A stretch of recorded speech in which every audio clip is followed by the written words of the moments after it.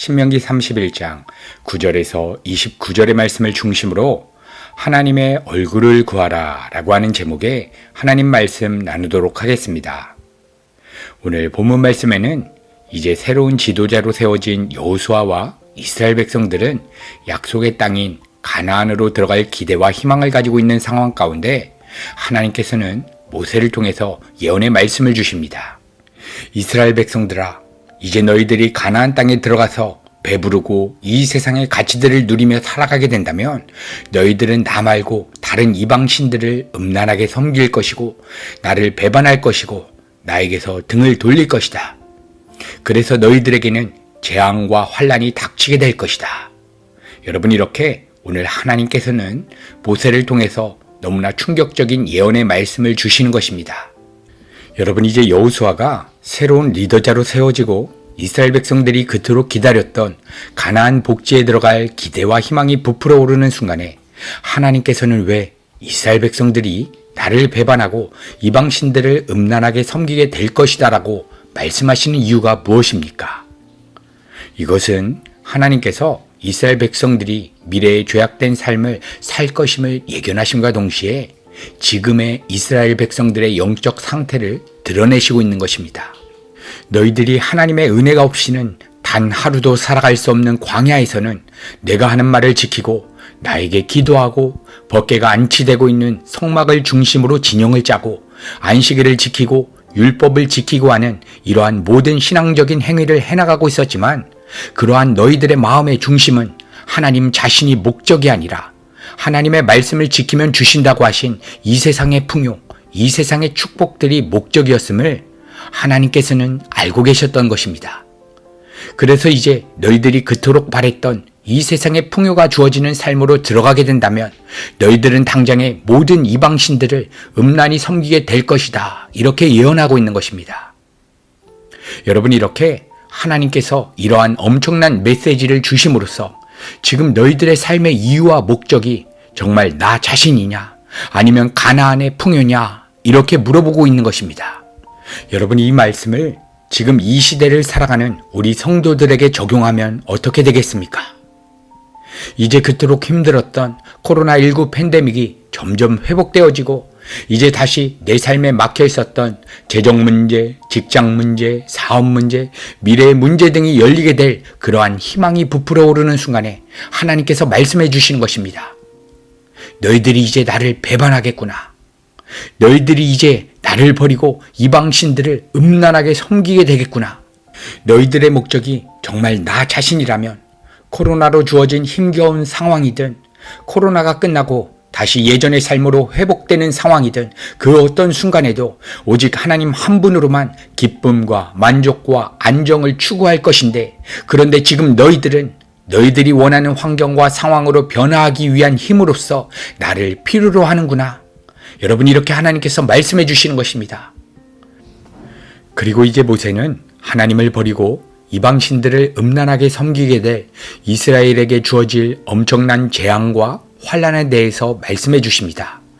신명기 31장 17절, 내가 그들에게 진노하여 그들을 버리며 내 얼굴을 숨겨 그들에게 보이지 않게 할 것인즉 그들이 삼킴을 당하여 허다한 재앙과 환란이 그들에게 임할 그때에 그들이 말하기를 이 재앙이 우리에게 내림은 우리 하나님이 우리 가운데 계시지 않은 까닭이 아니냐 할 것이라. 여러분, 이렇게 우리의 삶의 가장 큰 저주는 재정에 어려움이 오고 건강에 문제가 생기고 사업에 위기가 닥치는 이러한 일들이 아니라 우리의 삶에 하나님의 얼굴이 사라져 하나님의 임재하심을 느끼지 못하며 살아가는 것이 가장 큰 저주라는 것입니다. 여러분, 우리는 호세아서를 보게 되면 하나님께서 호세아 선지자에게 저주와 같은 명령을 하셨는데 그것은 음란한 여자와 결혼해서 음란한 자녀를 낳으라는 것이었습니다. 하나님께서 호세아 선지자에게 저주와 같은 명령을 하신 이유는 이스라엘 백성들이 영적으로 완전히 부패하고 음란한 삶을 살아가고 있었기 때문입니다. 이렇게 하나님께서 호세아 선지자에게 음란한 여자와 결혼을 하여 음란한 자녀를 낳게 할 만큼 하나님을 떠난 북이스라엘의 영적 상태가 썩어 문드러진 음란한 상태라는 것을 보여주시고 있는 것입니다. 여러분, 그렇다면 그들의 영적 음란함의 실체가 무엇이었습니까? 마음과 뜻과 힘을 다하여 하나님만을 사랑해야 하는 우리 하나님의 백성들이 하나님 이외의 다른 대상들로 자신의 존재를 드러내고 증명하고 그러한 대상들로 기쁨과 만족과 삶의 안정을 추구하는 것이 바로 영적 음란함의 실체인 것입니다. 여러분, 호세아 선지자가 활동하던 시대는 여로보암 2세 때입니다. 여로보암 2세는 대략 41년을 통치하게 되었는데 바로 이 여로보암 2세 때 북왕국 이스라엘은 발전과 번영의 정점에 도달하게 되었습니다. 열왕기하 14장을 보게 되면 이스라엘 사람들이 늘 이상적으로 생각하는 영토의 한계선이 있었는데 그 한계선까지 다 이루어내게 됩니다. 영토도 다윗 시대의 영토만큼 확장이 되었고 경제적으로 큰 번영을 이루고 정치적으로 국제적인 외교상의 실세로 떠오르는 그야말로 축복의 축복을 받은 상태가 되었을 때입니다.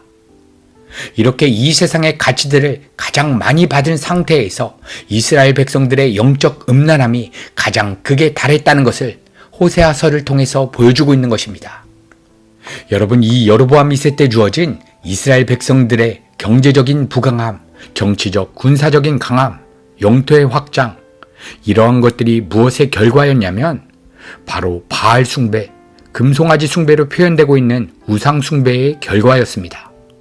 사도 바울은 탐심을 우상 숭배로 정의하였는데 탐심이란 하나님이 아닌 다른 대상들을 욕망하는 마음의 상태입니다. 그래서 인간 사회가 정해놓은 어떠한 가치들에 자신의 마음이 사로잡히고 끌려가는 것, 여러분, 이것이 바로 우상 숭배의 실체인 것입니다. 고린도전서 12장 2절, 너희도 알거니와 너희가 이방인으로 있었을 때에 말 못하는 우상에게로 끄는 그대로 끌려갔느니라. 이 말씀의 헬라어를 다시 한번 번역한다면 십자가에 달린 예수 그리스도에 대한 믿음을 놓쳤을 때에 바로 이때 너희들의 마음에 어떠한 끌림이 있어서 생각하고 판단하여 살아간다면 바로 이 삶이 말 못하는 우상에게 끌려가는 그러한 우상 숭배하는 삶이라고 말씀해 주시는 것입니다. 다시 말하면 아무리 입술로는 주여 주여 하며 하나님의 이름을 불러도 마음과 뜻과 힘을 다하여 하나님만을 사랑하는 것이 목적이 아니라 이미 이 세상 일들의 마음이 사로잡혀 자신이 나쁘다 판단한 것들을 해결하기 위한 목적으로 하나님의 얼굴을 구하고 있다면 여러분, 이것이 바로 영적인 음란함이요 우상 숭배의 실체인 것입니다.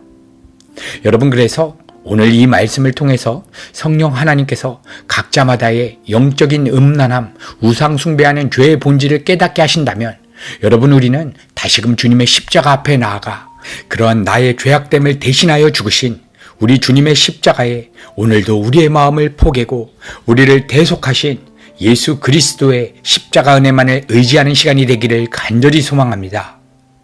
오늘도 우리의 마음에 하나님의 얼굴이 보이지 않는 것이 가장 큰 저주임을 깨닫고 다시금 하나님의 임재를 경험하기 위해서 예수 그리스도의 십자가에 연합하여 하나님 이외에 내가 소망하고 내가 갈망하는 모든 것에 대해서 주와 함께 죽기로 결단하시는 우리 사랑하는 성도님들의 모든 삶의 영역 가운데 하나님의 얼굴을 바라보며 하나님의 임재하심을 충만하게 경험하게 되기를 우리 구주 예수 그리스도의 이름으로 간절히 축복합니다.